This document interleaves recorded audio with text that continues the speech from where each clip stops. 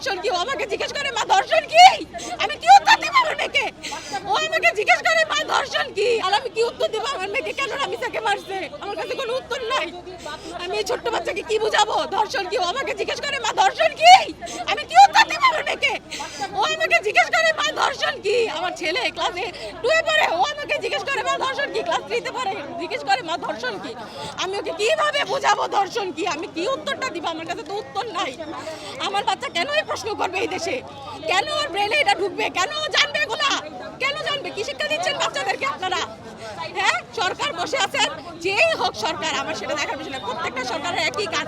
এতগুলা ধর্ষণের কোনো ফাঁসি হয় নাই, কোনো বিচার আমরা দেখি নাই, কোনো বিচার শুধু শুনছি আসামি গ্রেপ্তার পর্যন্তই শেষ। তারপর আর কিছু নাই।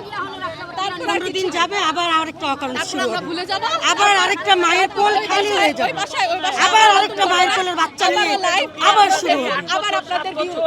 কেন রে ভাই?